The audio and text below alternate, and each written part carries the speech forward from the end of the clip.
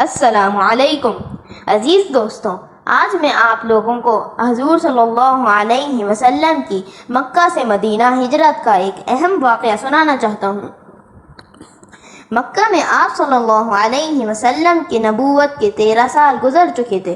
مسلمان مظالم سہتے سہتے تنگ آ چکے تو رسول اللہ صلی اللہ علیہ وسلم نے انہیں مدینہ ہجرت کرنے کی اجازت دے دی۔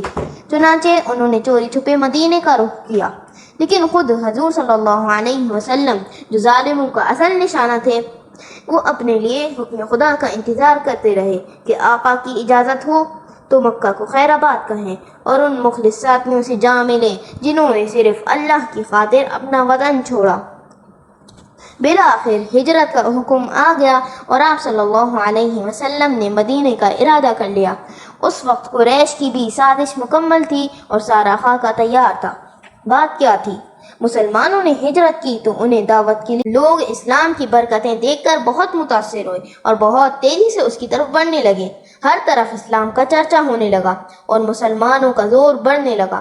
قریش نے یہ دیکھا تو بہت گھبرائے۔ انہیں محسوس ہوا کہ اب شامت سر پر منڈلا رہی ہے اور طرح طرح کے خطرے سر اٹھا رہے ہیں۔ چنانچہ وہ دارالندوہ میں جمع ہوئے۔ یہی ان کا مشاورات گھر تھا۔ یہاں سب لوگ سر جوڑ کر بیٹھے اور کوئی تدبیر سوچنے لگے جس سے اسلام کا سیل رواں رک جائے۔ لوگوں نے مختلف رائے پیش کی، لیکن کسی کی بھی رائے پر سب لوگ متفق نہ ہو سکے۔ پھر ہم کیا کریں؟ سب ایک ساتھ بول اٹھے۔ آوازوں سے گھبراہٹ اور مایوسی ٹپک رہی تھی۔ آخر کار ابو جہل بولا، ایک شکل ہے جو اب تک کسی نے نہیں سوچی۔ سب نے پوچھا بڑی بےتابی سے، ارے وہ کیا ابو الحکم؟ اس نے کہا، میری رائے یہ ہے کہ ہم پہلے ہر قبیلے سے ایک پہلوان اور ایک شیر دل جوان چنیں، پھر ہر ایک کے ہاتھ میں ایک تلوار دیں اور سب ایک ساتھ محمد صلی اللہ علیہ وسلم پر ٹوٹ پڑیں۔ اس طرح اس کا کام تمام ہو جائے گا اور ہم کو ہمیشہ کے لیے آرام مل جائے گا، کیونکہ اس طرح خون تمام قبیلوں میں بٹ جائے گا اور ظاہر ہے کہ بنی ہاشم تمام قبیلوں کا تو مقابلہ نہ کر سکیں گے، مجبوراً خون بہا پر ہی راضی ہو جائیں گے۔ یہ رائے سب کو پسند آئی، سب خوشی سے اچھل پڑے اور سب نے ابو جہل کو مبارکباد دی۔ ابو الحکم، سچ مچ رائے تو اسی کو ہی کہتے ہیں۔ مشرکوں نے قتل کی اسکیم بنا لی اور ہر ایک نے کمر کس لی، کیونکہ اب تو خون سارے قبیلوں میں بٹ رہا تھا اور چونکہ سارے قبیلے اس میں شریک ہو رہے تھے، آل ہاشم بدلہ بھی نہیں لے سکتے تھے۔ خدا کا نور خندہ زن تھا باطل کی لیاقت پر۔ اللہ کا فیصلہ تھا کہ آپ صلی اللہ علیہ وسلم پر ذرا بھی انچ نہ آئے۔ چنانچہ قریش کی تدبیر الٹی ہو گئی، وہ خود اپنی سازش کا نشانہ بن گئے۔ اللہ نے آپ صلی اللہ علیہ وسلم کی رہنمائی فرمائی اور وہ اپنا سموں لے کر رہ گئے۔ اچانک رات آ گئی جس میں مشرکوں نے محمد صلی اللہ علیہ وسلم کی گھات میں بیٹھنے کا عزم کیا تھا۔ چنانچہ انہوں نے گھر کو گھیر لیا۔ ادھر اللہ نے آپ صلی اللہ علیہ وسلم کو خبر کر دی۔ حضرت علی رضی اللہ عنہ بھی ساتھ ہی تھے۔ ان سے آپ صلی اللہ علیہ وسلم نے فرمایا، مجھ کو ہجرت کا حکم ہو چکا ہے، دشمن آج گھر کو گھیرے ہوئے ہیں اور میرے قتل کے لیے بےتاب ہیں۔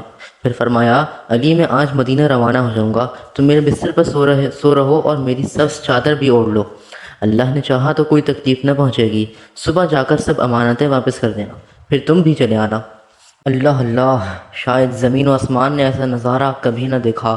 ایک طرف خون کے پیاسے دشمن ہیں، ہاتھوں میں خون آشام تلواریں ہیں، گھر وہ گھیرے ہوئے ہیں کہ آپ صلی اللہ علیہ وسلم باہر نکلیں اور وہ جسم مبارک کے پرزے اڑا دیں، اور دوسری طرف امین قریش کی ایمانداری ہے، امانتوں کا اس کے پاس انبار ہے۔ یہ امانتیں کس کی ہیں؟ انہی ظالموں کی جو آپ صلی اللہ علیہ وسلم کے خون کے پیاسے ہیں۔ حضرت علی رضی اللہ عنہ نے فی امان اللہ کہا اور آپ صلی اللہ علیہ وسلم روانہ ہو گئے۔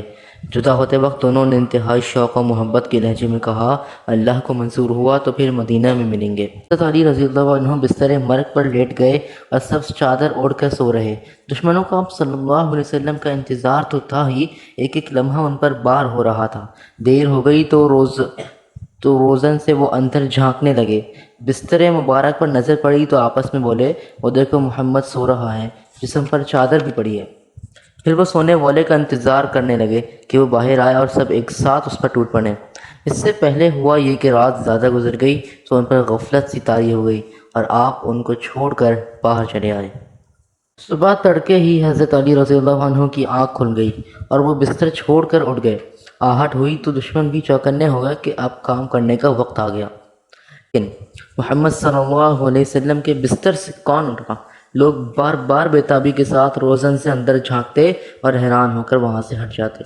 یہ سو کر اٹھنے والا محمد تو نہیں، یہ تو ابو طالب کا لڑکا علی ہے۔ ہر ایک بدحواسی میں ایک دوسرے سے پوچھ رہا تھا، لیکن جواب دینے والا کوئی نہ تھا۔